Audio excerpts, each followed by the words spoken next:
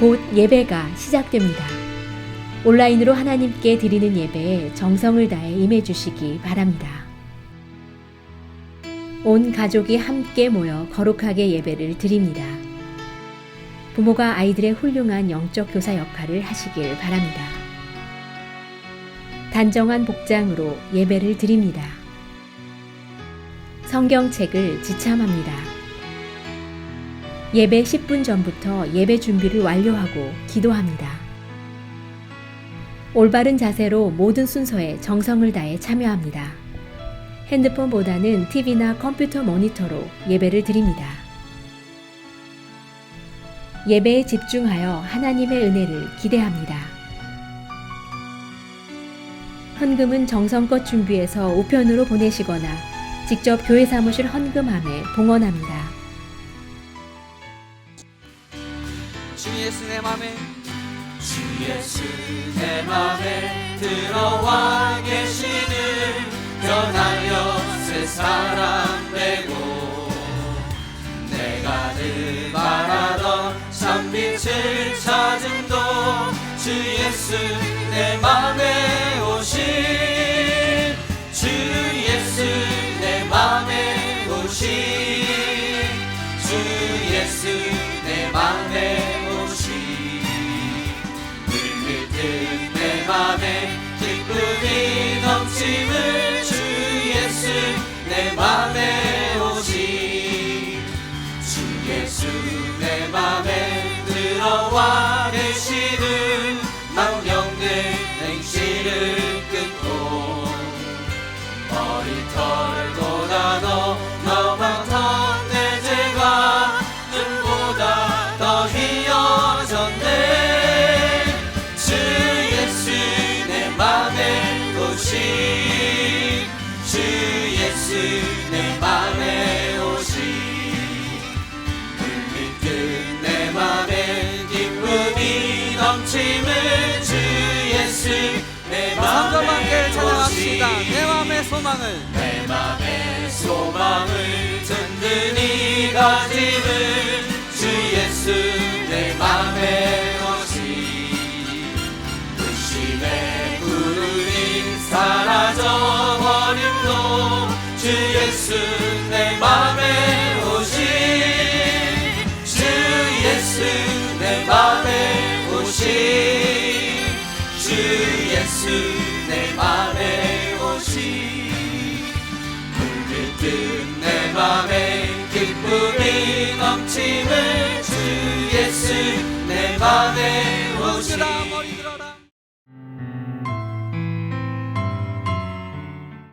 하나님 아버지, 주님께서 주시는 은혜 없이는 하루도 제대로 살아갈 수 없는 저희를 지켜주시니 감사합니다. 온 우주 만물을 주님의 섭리로 다스리시니 코비드-19 팬데믹 상황에서도 저희를 지켜주시고 오늘 새벽 귀한 시간에 하나님 앞에 서게 하시고 찬양하게 하시니 이 모든 것이 하나님의 계획 안에 있음을 다시 깨닫습니다. 오늘 이 첫 시간을 통해서 주님의 은총을 기억하고 주님께 영광 바치기를 원합니다. 이 시간 성령의 충만함으로 저희를 이끌어 주시고 믿음의 눈을 활짝 열어주셔서 주님께서 기쁘게 받으시는 예배를 허락하여 주시옵소서. 하나님 아버지, 그동안 하나님의 말씀을 가까이 하지 못한 죄를 고백합니다. 매일 바쁜 일상에 세상 속된 것에 마음을 빼앗겨 주님께 소홀했던 저희를 용서하여 주시고 팬데믹 이 두려운 현실에서 담대하게 일어서게 하여 주시옵소서. 오늘 이 예배를 통해 다시 한번 결단하고 회개하여 오늘 하루 주님만을 바라보고 주님의 그림자만을 밟으며 주님과 가까이 동행하는 저희들 되게 하여 주시옵소서. 전능하신 하나님 아버지, 2021년 우리 그리스도 교회가 준비한 세계 선교 대회가 가까이 왔습니다.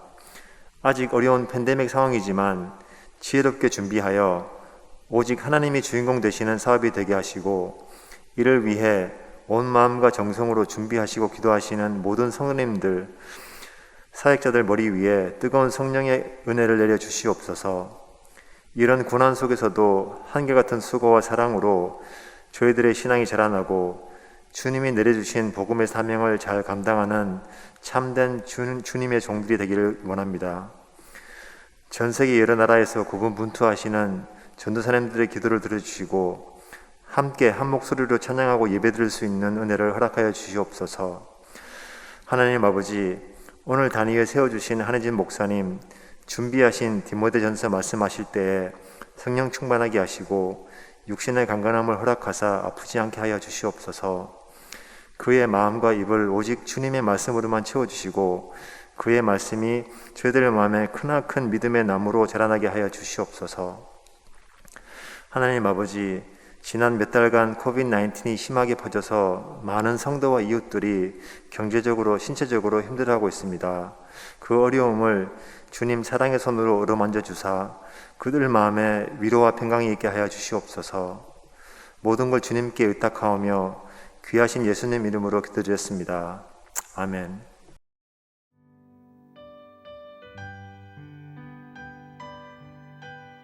오늘 우리에게 주시는 하나님의 말씀은 디모데전서 1장 1절부터 11절입니다.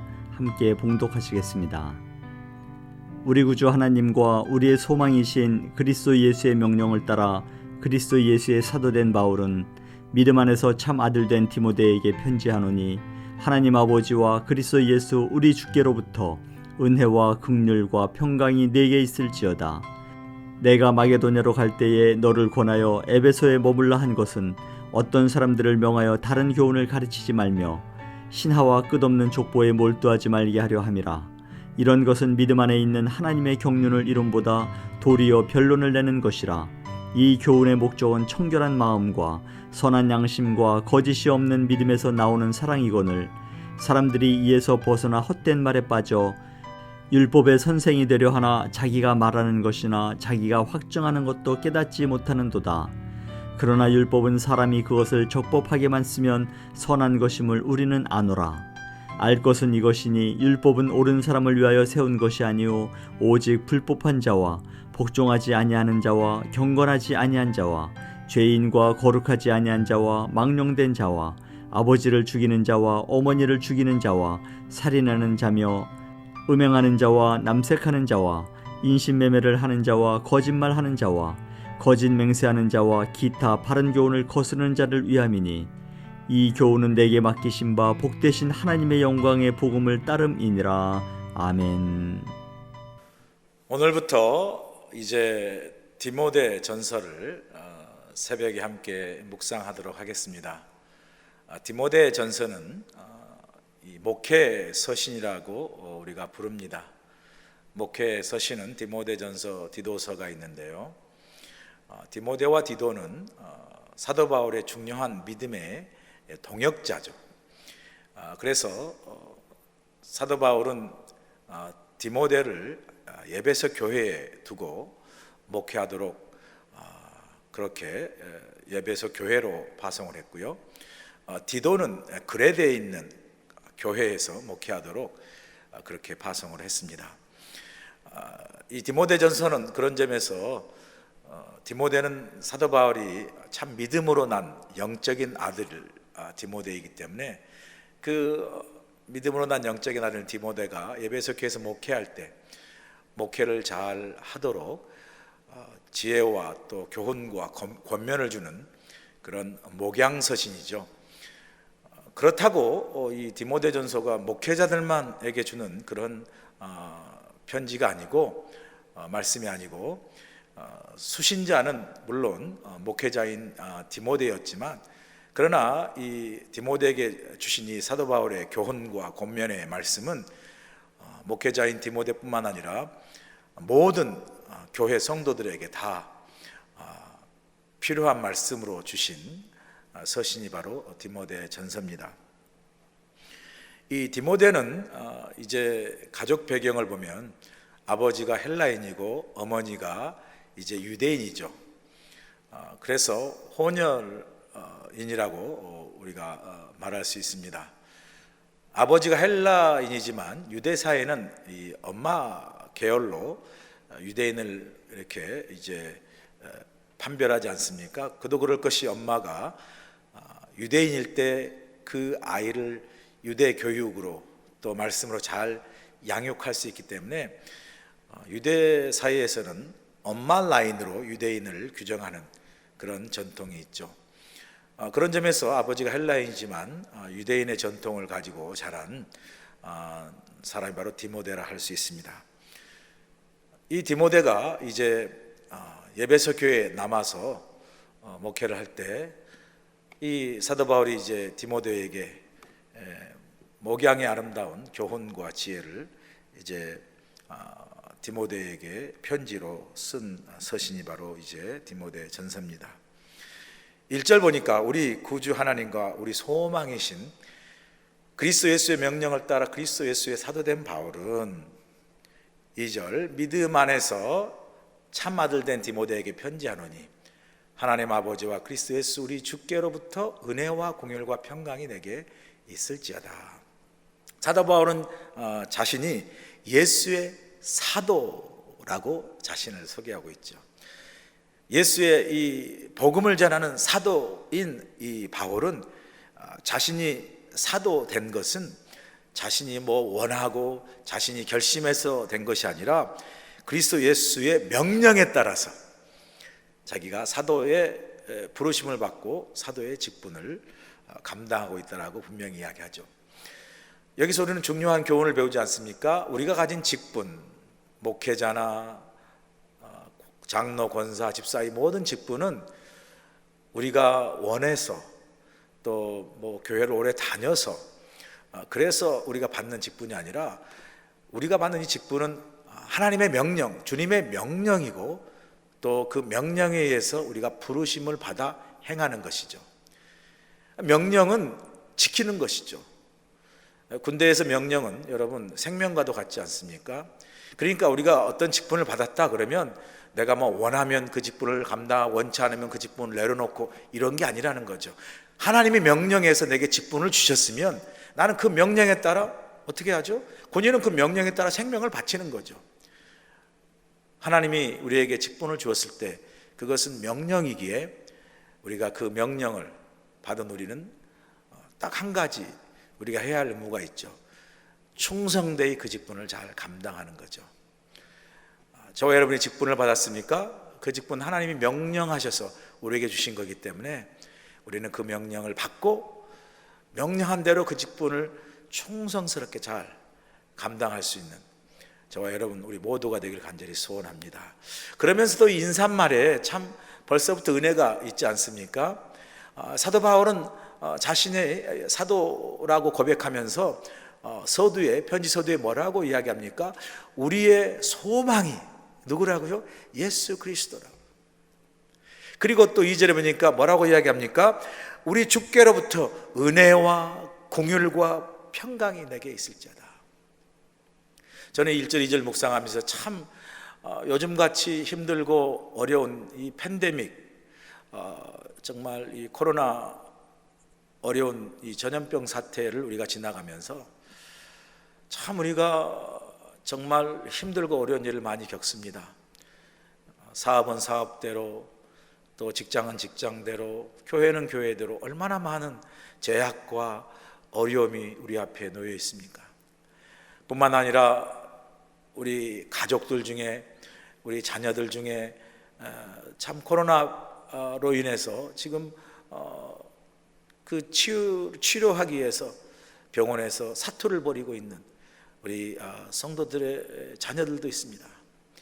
여러분 아시는 대로 주위에 우리 자녀들이 지금 팬데믹 코로나로 인해서 병원에서 투병하고 있는데 여러분 아시는 대로 열심히 정말 중보기도해서 하나님의 그 놀라우신 기적으로 지금 병상에서 코로나와 싸우고 있는 우리 사랑하는 우리 성도들의 가족들 그리고 자녀들 여러분 꼭 기도로 중보해 주셔서 하나님의 그 치유하신 능력으로 반드시 코로나를 이기고 회복될 수 있도록 여러분 합심해서 중보로 기도해 주시면 감사하겠습니다. 참 이럴 때, 이 힘들고 어려울 때 우리의 소망이 누구죠? 예수 그리스도죠. 그래서 우리가 주님께 기도할 수밖에 없는 거죠.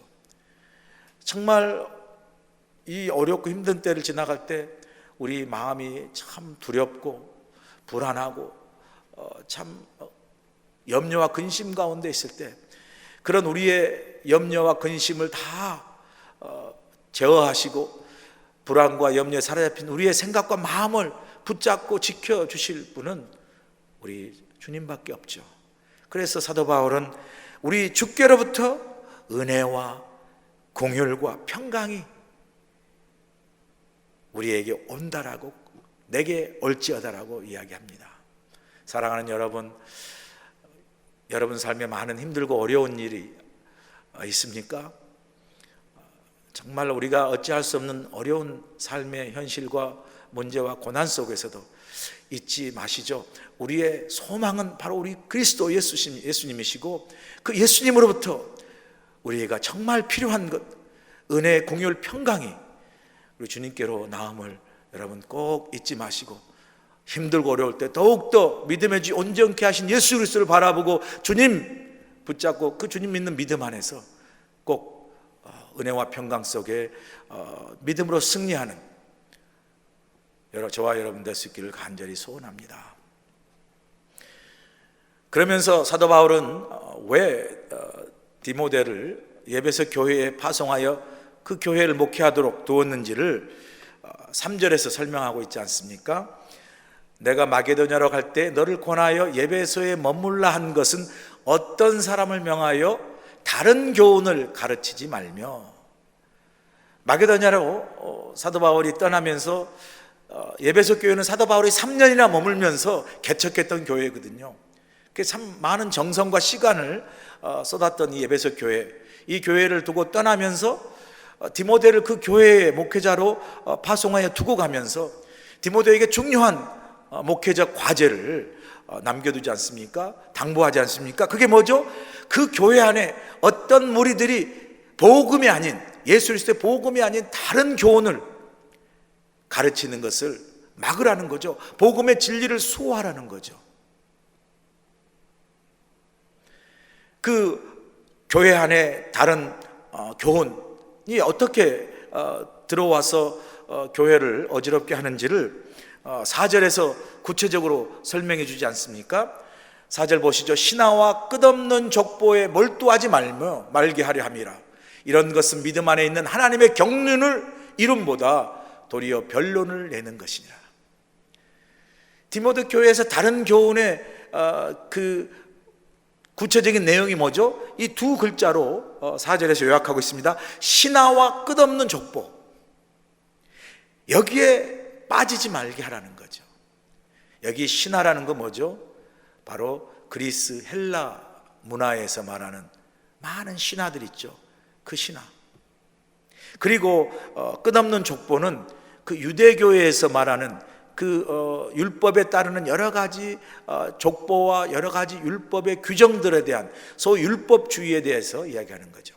그래서 이 에베소 교회와 같이 초대교회의 그 초대교회를 위협하는 가장 그 위협적인 두 가지 그 다른 교훈의 요소, 두 가지 위협적인 요소가 뭐냐면요, 이 헬라 철학의 영향을 받은 영지주의와 그 다음에 유대교 영향을 받는 율법주의입니다. 율법주의. 영지주의는 뭐죠?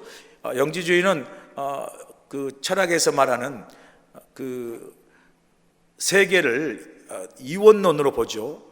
하나는 정신과 물질 두 세계가 세계를 구성한다, 우주를 구성한다고 생각했고요. 이 정신과 물질 둘 중에 물질 세계는 악하다고 봤어요. 정신만 아주 순수하고 고귀한 실제 세계고, 이 육체 물질 이것은 아주 그 타락된 세계, 가치 없는 그런 세계라고 봤어요. 그래서 영지주의는 어떤 순수한 지식과 정신 이런 철학의 중요성만 강조하죠. 이 물질과 육체는 중요하지 여기지 않았기 때문에 육체적으로 어떤 죄를 짓고 어떤 그 악한 악행을 저질렀다 할지라도 어차피 육체는 타락하고 육체는 중요한 것이 아니기 때문에 뭐 그걸 중요시 여기지 않았어요. 그러다 보니까 우리 복음과 기독교에서는 우리 육체와 영혼이 다 하나님 앞에 거룩하고 성결한 것으로 보고, 육체도 그 안에 하나님의 그 영혼이 들음으로 하나님의 성전이라고 가르치는 이 복음적인 진리와는 전혀 반대적인 거죠. 육체는 마음대로 사용하고 아무리 타락해도 괜찮은 거예요. 정신만이 유일한 진리의 세계이기 때문에 이 복음의 가르침과 전혀 어긋나는 거죠. 뿐만 아니라 율법주의는 뭐죠? 율법주의는 바로 유대인들이 율법의 어떤 선민의식을 가지고 율법의 어떤 그 요구하는 것들을 지켜야 된다는 거죠. 복음은 율법 안에서 우리를 자유케 하는 은혜의 복음이잖아요. 그래서 육체적인 할례가 중요한 것이 아니라 마음의 할례가 중요하다고 이야기하죠. 그런데 율법주의는 뭐죠? 유대인이 되려면 반드시 육체의 할례를 받아야 되고 반드시 그러한 어떤 율법주의에 따라서 따르지 아니하면 하나님의 의와 구원을 이룰 수 없다는 율법주의 때문에 복음이 이방인들에게 은혜로 누구든지 예수 그리스도를 믿는 자는 구원을 얻을 수 있다는 이 은혜의 복음이 율법주의 때문에 아니야 너희들도 다 육체적인 할례를 받아야 된다라고 그렇게 율법주의를 주장하니까 이 할례에 익숙하지 않은 이방인들이 어떻게 복음을 받겠어요? 이런 율법주의와 영지주의, 사전에 말하는 이 신화와 끝없는 족보로 대변하는 영지주의와 율법주의가 이 교회 안에서 복음의 진리를 회방했다는 거죠. 복음의 진리를 곡해하고 성도들을 미혹했다는 거죠. 잘못 가르쳤다는 거죠. 사도 바울은 이 디모데에게 이런 다른 교훈이 교회 안에서 성행되지 않도록 그 복음의 진리를 지키라고 에베소 교회에 디도를 에베소 교회에 남겨두고 그러한 목회적 과제를 그에게 부여를 합니다. 이런 그 영지주의와 이런 신화와 끝없는 족보인 유대주의가 왜 교회 안에서 그 성행하고 또 미혹되고 가르쳐지지 않도록 참 이렇게 막고 복음의 진리를 수호해야 되냐면 바로 4절 후반부에 이런 것은 믿음 안에 있는 하나님의 경륜을 이룸보다 도리어 변론을 내는 것이라고 했어요. 여기서 중요한 하나님의 경륜이죠. 하나님의 경륜은 뭐냐면요, 경륜은 하나님의 뜻과 목적, 그리고 이 뜻과 목적을 이루는 방법, 이게 경륜이에요. 그러니까 쉽게 말하면 하나님의 뜻인 그 구원의 복음을 증거하고 전하는 것을, 전하는 방법, 전하는 것을 우리가 하나님의 경륜이라고 얘기하죠. 그런데 이런 그 신화와 끝없는 족보들은 복음의 진리인 누구든지 예수 믿고 예수 믿고 영접하면 구원받는다는 이 은혜의 복음의 진리 대신 이렇게 하고 해야 된다, 저렇게 해야 된다라는 끝없는 어떤 그 잘못된 가르침과 교훈으로 말미암아 복음의 아주 단순하면서도 아주 정말 순수한 이 복음의 진리, 예수 믿고 영접하면 누구나 구원받는다는 이 진리를 회방하고 교회 안에서 뭐가 이렇게 막 논쟁이 나고 변론이 일어나도록 하는 거예요. 그렇기 때문에 그런 신화와 거짓 가르침, 다른 교훈들을 교회 안에서 행해지지 않도록 디모데 너는 이것을 막고 복음의 진리를 지키라고 사도 바울은 디모데에게 당부하는 거죠. 여러분, 이단들 있잖아요. 교회 안에서 복음이 아닌 다른 것들을 가르치는 이단들은요, 항상 그들이 사용하는 게 뭐죠?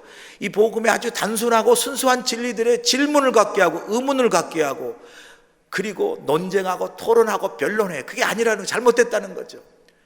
우리 예수 믿고 다 영접하면 그 이름을 부르는 사람 다 구원을 받았다고 하는데, 구원파가 와가지고 당신 구원 받았습니까?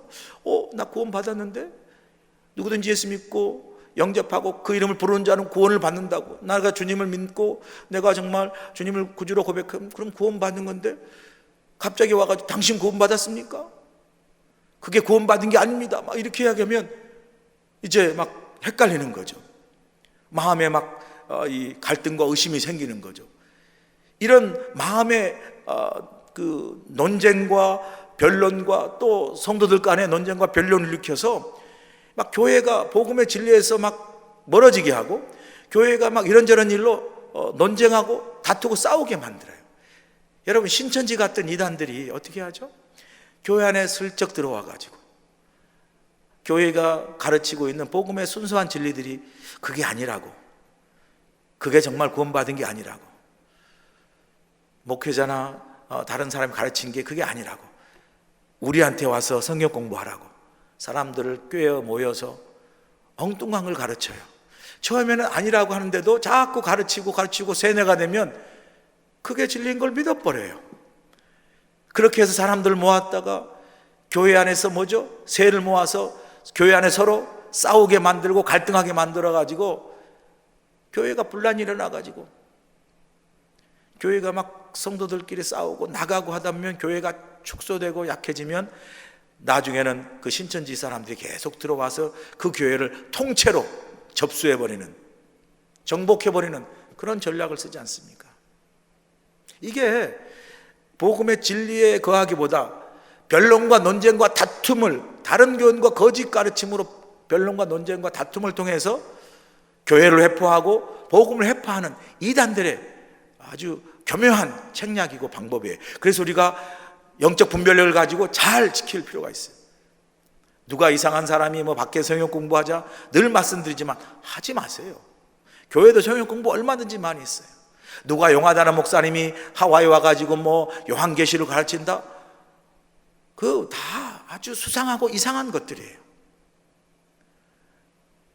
제가 교회 밖에 성경 공부하지 말라고 막 막는 그런 게 아니라, 여러분 교회 안에서도 얼마든지 우리가 말씀 안에서 양육받을 수 있는데 그렇게 미혹돼 가지고 잘못 빠지면 신앙만 망가지는 것이 아니라 그 사람의 가정과 인생이 망가지기 때문에 우리는 영적인 분별력을 가지고 이런 잘못된 거짓된 이단과 거짓된 가르침을 잘 분별할 수 있어야 돼요. 혹시라도 내가 의심이 들거나 이상한 어떤 성역 공부나 이상한 어떤 그 사람들을 만날 때 반드시 담임 목사님이나 우리 부교육자들에게 반드시 여러분 상의하세요. 괜히 혼자 똑똑한 척하면서 판단하다가 그냥 실족하고 넘어지면 나중에 빠져나오기가 너무 힘들어요. 그래서 사도 바울은 디모데에게 이러한 그 거짓된 다른 교훈들을 가르치지 말며 또 이런 것에 빠지지 않도록 목회를 잘 교회와 성도들을 지키라고 당부하고 권면을 합니다. 그러면서 교회가 가져야 할 중요한 그 믿음과 신앙은 어떤 내용에 서 있어야 되느냐고 말을 합니까? 우리가 가져야 될 신앙과 믿음의 중요한 내용, 어떤 내용으로 우리가 우리의 믿음과 신앙을 가져야 되냐면 5절에 나오죠. 보세요.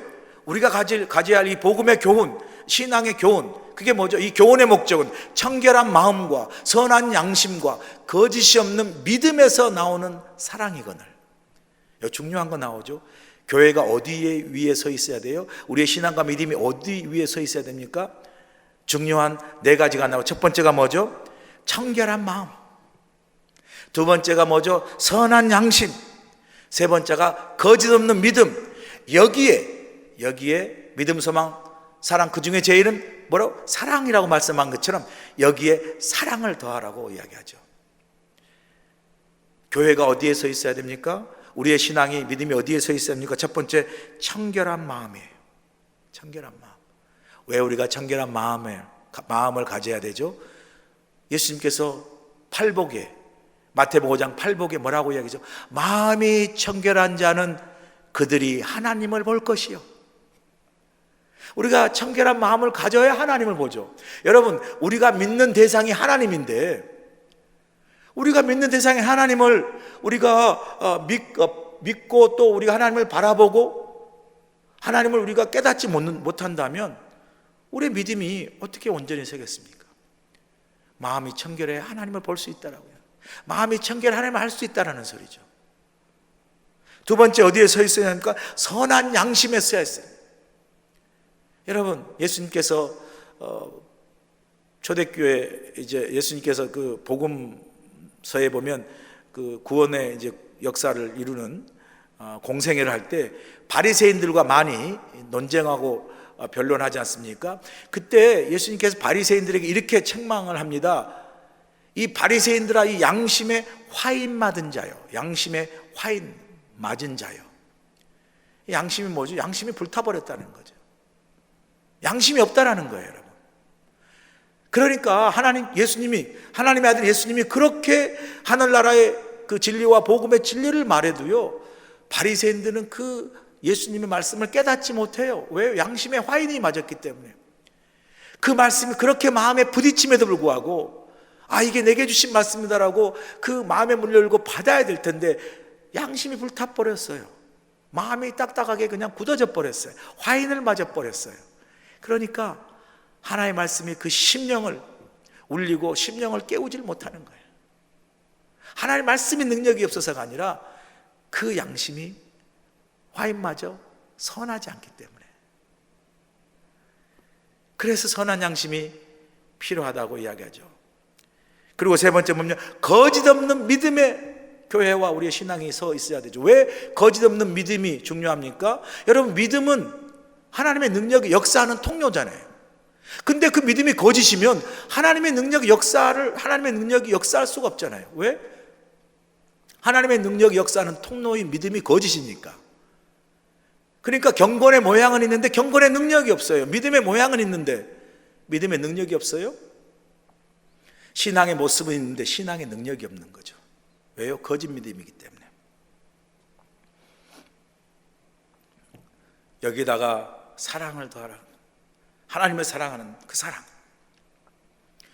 교회를 사랑하는 그 사랑, 성도와 성도를 사랑하는 그 사랑이 더해져야 교회가 온전히 설 수 있고 우리 성도의 우리 신앙과 믿음이 온전히 서 있을 수 있다는 거죠. 다시 한번 우리가 확인해 볼까요? 교회와 우리의 신앙이 어디에 서 있어야 됩니까? 청결한 마음과 선한 양심과 거짓이 없는 믿음과 그 위에 사랑을 더하는 이 위에 교회가 세워지고 이 위에 우리의 신앙과 믿음이 세워져야 한다는 거죠. 그런데 6절에 우리가 여기에서 벗어나면, 6절 보세요. 사람들이 이에서 벗어나 헛된 말에 빠져. 그러니까 우리가 청결한 양심과 선한 양심과 거짓이 없는 믿음과 사랑이라는 우리 신앙의 기초와 교회의 기초에서 우리가 derail, 탈선해버린죠. 기차가 탈선하면 여러분 대형사고 나지 않습니까? 여기에서 벗어나면 어디에 빠져요? 헛된 말, 미혹된 말, 누가 미혹한 말에도 솔깃 넘어가고 거짓에 속인 말도 홀라당 넘어가고. 왜요? 그 안에 깨끗한 양심과 청결한 마음과 선한 양심과 거짓이 없는 믿음과 사랑이 없기 때문에 그냥 쉽게 미혹되는 거예요. 헛된 말에 쉽게 빠져버려요. 7절 보세요. 율법의 선생이 되려 하나 자기가 말하는 것이나 자기가 확증하는 것도 깨닫지 못하는도다. 이러한 믿음의 토대, 신앙의 토대가 분명히 없으니까 뭐죠? 뭐 교회 오래 다닌 것 같고 뭐 말씀을 아는 것 같고 뭐 직분을 가져서 신앙을 가진 것 같아도 그 믿음에 확고한 뿌리가 없어요. 기초가 없어요. 그래서 자기가 말하는 것이나 자기가 믿고 확신하고 거하는 이 믿음도 확실하지 않기 때문에 어떻게 해요? 뿌리가 확실하지 않아요. 기초가 확실하지 않아요. 그러니까 헛된 말에도 넘어지고 누구의 꾀임에도 넘어지고 누구의 미혹에도 넘어지는 거예요. 그러므로 사도 바울은 디모데에게 그 에베소 교회와 성도들에게 이러한 잘못된 교훈이나 잘못된 이런 영지주의나 율법주의에 넘어지거나 미혹되지 않도록 어떻게 교훈하라고 그러죠? 어떻게 가르치고 어떻게 목회하라고 이야기하죠?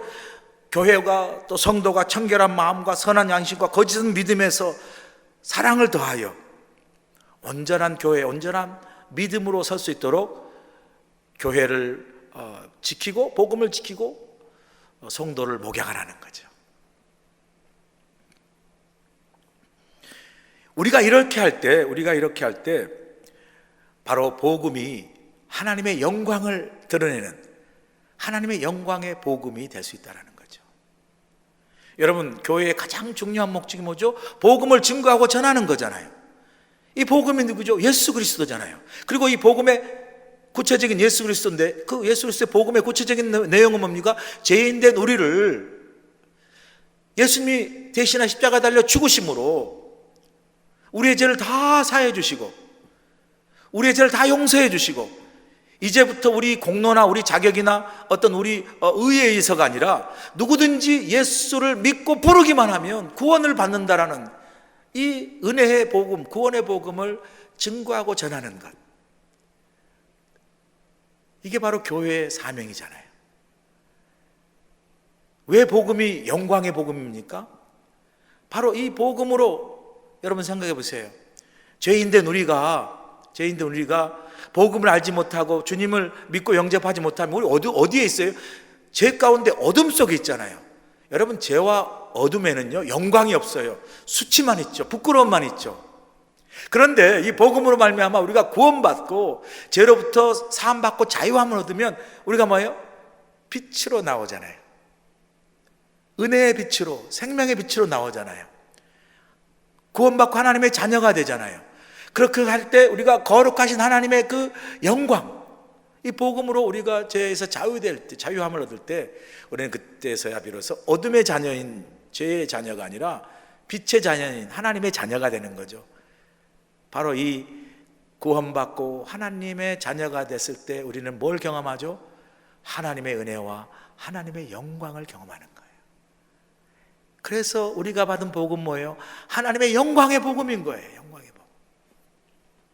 사랑하는 여러분, 이제 우리가 새벽에 디모데를 묵상할 텐데 오늘 주신 말씀 기억하시고 우리가 받은 이 복음은 우리를 하나님의 빛의 자녀가 되게 하시고 죄의 어둠 속에서 우리를 구원하셔서 하나님의 자녀가 되는 이 놀라운 이 은혜는 바로 하나님의 그 은혜의 복음인데, 이 은혜의 복음은 우리로 하여금 하나님의 영광에 이르도록, 하나님의 영광의 안에서 빛의 자녀가 되도록 우리를 구원하신 놀라운 그 하나님의 은혜의 복음, 생명의 복음임을 다시 한번 여러분 깨닫고, 오늘도 그 은혜의 복음 안에서 사도 바울이 편지 서두에 고백한 것처럼 바로 은혜의 복음, 영광의 복음인 그 예수 그리스도, 주님이 우리의 소망이시고 주님 안에서 우리가 참된 은혜와 긍휼과 평강을 얻을 수 있음을 잊지 마시고, 오늘 하루도 우리 소망된 주님과 함께 동행하시고 주님 안에서 은혜와 긍휼과 평강을 누리시는 여러분 모두가 되시길 주의 이름으로 간절히 축원합니다.